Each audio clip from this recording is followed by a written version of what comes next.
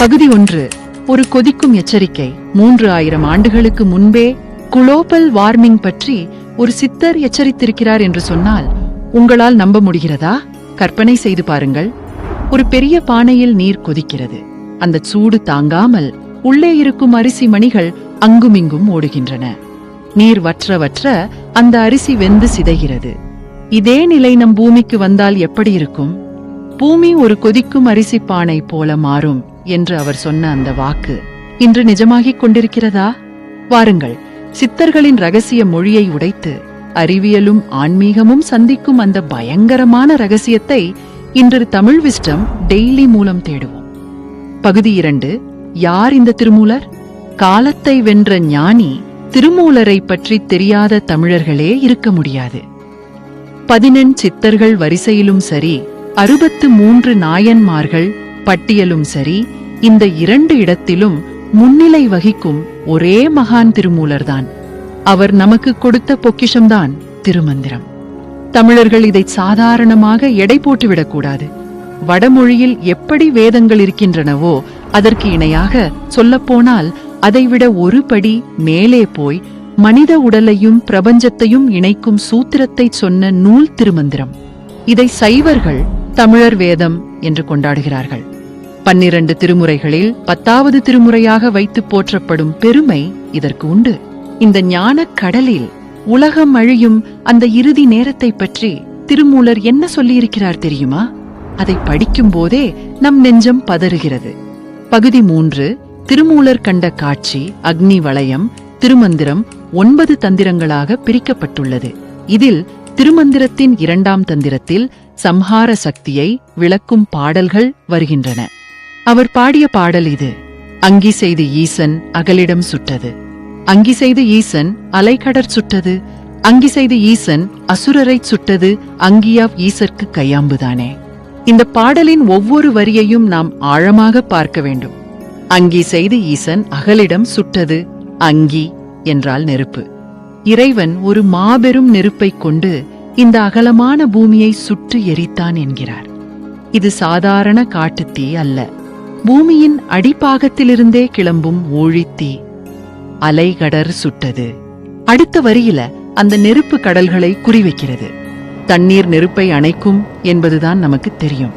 ஆனால் திருமூலர் சொல்கிறார், அந்த நெருப்பு எப்பேற்பட்டது என்றால் அது ஆர்ப்பரிக்கும் கடல்களையே வற்றச் செய்து நீரையும் எரித்துவிடும் தன்மை கொண்டது. அங்கே ஈசர்க்கு கை அம்புதானே.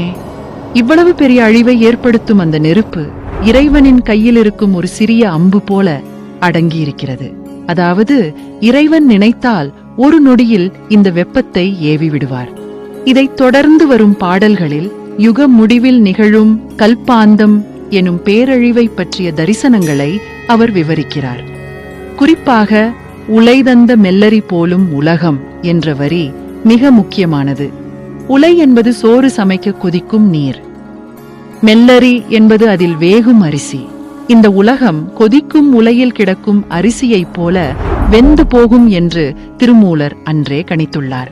பகுதி 4. நவீன விளக்கம். கொதிக்கும் கிரகம். Global warming. நண்பர்களே, இந்த வரிகளை படிக்கும்போது உங்களுக்கு என்ன தோன்றுகிறது? திருமூலர் ஏதோ புராணக் கதையை சொல்கிறாரா? அல்லது இன்றைய நிதர்சனத்தை சொல்கிறாரா? இன்றைய உலகின் மிகப்பெரிய பிரச்சனையான புவி வெப்பமடைதலுடன் இதை ஒப்பிட்டு பாருங்கள். நாம் பயன்படுத்தும் தொழிற்சாலைகள், வாகனங்கள், குளிர்சாதன பெட்டிகள் ஆகியவற்றிலிருந்து வெளியாகும் கார்பன் மற்றும் இதர வாயுக்கள் பூமியின் வளிமண்டலத்தில் ஒரு போர்வை போல படிந்துவிட்டன. சூரியனிலிருந்து வரும் வெப்பம் பூமிக்குள் வருகிறது. ஆனால் அது வெளியேற முடியாமல் உள்ளேயே சிக்குகிறது. இதன் விளைவு நமது கிரகம் மெல்ல மெல்ல ஒரு அழுத்த கலனை போல வெப்பமாகி வருகிறது.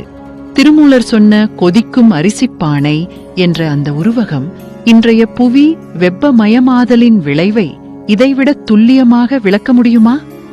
மேலும் அலைகடற் சுட்டது என்கிறார் திருமூலர். இன்று என்ன நடக்கிறது? வெப்பத்தால் பனிமலைகள் உருகுகின்றன, கடல் நீர் மட்டம் உயர்கிறது. அதே சமயம் அதிக வெப்பத்தால் கடல் நீர் ஆவியாகி வறட்சியும் ஏற்படுகிறது. நீரின் சமநிலை குலைகிறது. ஆயிரக்கணக்கான ஆண்டுகளுக்கு முன் எழுதப்பட்ட ஒரு தத்துவ பாடலில் இன்றைய காலநிலை மாற்றத்தின் கூறுகள் இவ்வளவு துல்லியமாக பிரதிபலிப்பது தற்செயல் நிகழ்வா அல்லது ஞானத்தின் வெளிப்பாடா? பகுதி 5. நெருப்பு வளையம், பூமியின் சீற்றம். திருமூலர் தனது பாடல்களில் அக்னி, அதாவது நெருப்பை மீண்டும் மீண்டும் குறிப்பிடுகிறார். இதை அறிவியல் ரீதியாகவும் நாம் அணுக வேண்டும். புவியியல் ரீதியாக பார்த்தால் பசிபிக் பெருங்கடலைச் சுற்றி அமைந்துள்ள நெருப்பு வளையம் பற்றி நாம் அறிவோம்.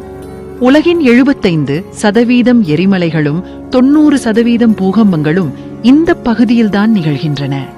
இந்த பகுதி ஒரு வெடிகுண்டு போல அமைதியாக காத்துக் கொண்டிருக்கிறது. ஒருவேளை பூமிக்கு அடியில் இருக்கும் இந்த தட்டுகளின் நகர்வில் பெரிய மாற்றம் ஏற்பட்டு இந்த நெருப்பு வளையத்தில் ஒரு மாபெரும் வெடிப்பு நிகழ்ந்தால் என்ன ஆகும்? திருமூலர் சொன்னது போல பூமி ஒரே நொடியில் ஒரு நெருப்பு பந்தாக மாறும். கடல்கள் கொதிக்கும். இன்னும் ஆழமாக சென்றால் யோக சாஸ்திரத்தில் மூலாதாரம் என்பது நம் உடலின் அடிப்பகுதியில் உள்ள சக்தி மையம். அது பூமி தத்துவத்துடன் தொடர்புடையது. அண்டத்தில் உள்ளது பிண்டத்தில் என்பது சித்தர்களின் கோட்பாடு. அதன்படி பூமியின் மூலாதாரத்தில் உள்ள நெருப்பு, அதாவது பூமிக்கு அடியில் இருக்கும் எரிமலை குழம்பு மக்மா, மேலே எழுவதை அவர் ஒரு தத்துவ குறியீடாக குறிப்பிட்டிருக்கலாம்.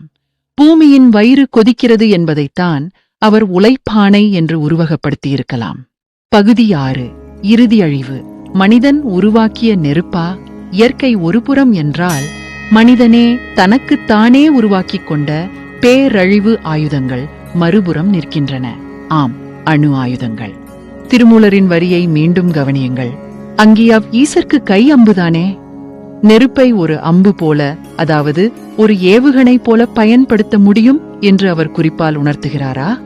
ஒரு அணுகுண்டு வெடிக்கும் போது அது உருவாக்கும் நெருப்பு பந்து வானத்தையே எரிப்பது போன்ற பிரம்மாண்ட தோற்றத்தை உருவாக்கும்.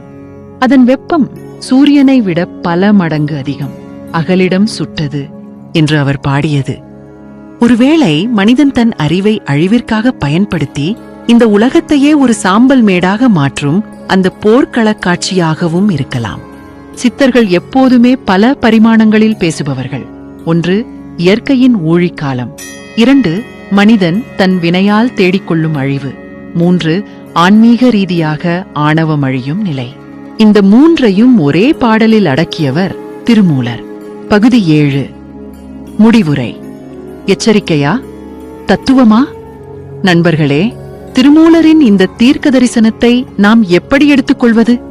வெறும் பயமுறுத்தும் தகவலாகவா? இல்லை, சித்தர்கள் பயமுறுத்துபவர்கள் அல்ல, அவர்கள் வழிநடத்துபவர்கள். திருமூலர் நமக்கு சொல்வது இதுதான்: இந்த உலகம் நிரந்தரம் அல்ல. பஞ்சபூதங்களாலான இந்த உடல் எப்படி அழியுமோ அதேபோல பஞ்சபூதங்களாலான இந்த உலகமும் ஒரு நாள் நெருப்பிலோ நீரிலோ ஒடுங்கும். ஆனால் இன்றைய காலகட்டத்தில் இதை நாம் ஒரு கடுமையான எச்சரிக்கையாக எடுத்துக்கொள்ள வேண்டும். நாம் இயற்கையை மதித்து நடக்க தவறினால், காடுகளை அழித்து மலைகளை உடைத்து நதிகளை மாசுபடுத்தினால், இந்த பூமி என்ற அரிசி பானை கொதிப்பதை யாராலும் தடுக்க முடியாது. திருமூலர் 3000 ஆண்டுகளுக்கு முன்பே கண்ட அந்த காட்சி நம் கண்முன்னே நிஜமாவதை தடுக்க வேண்டிய பொறுப்பு நம் ஒவ்வொருவருக்கும் இருக்கிறது. இயற்கையோடு இயைந்து வாழ்வோம். சித்தர்களின் ஞானத்தை போற்றுவோம். திருமூலரின் இந்த தீர்க்க தரிசனங்களைப் பற்றி நீங்கள் என்ன நினைக்கிறீர்கள்? இது ஒரு ஆன்மீக உருவகமா அல்லது நாம் எதிர்கொள்ளப் போகும் உண்மையின் எச்சரிக்கையா? உங்கள் கருத்துக்களை கீழே பகிர்ந்து கொள்ளுங்கள். இது போன்ற சித்தர்களின் ஞானத்தையும் மறைக்கப்பட்ட ரகசியங்களையும் தொடர்ந்து அறிய எங்களுடன் இணைந்திருங்கள். நன்றி, வணக்கம்.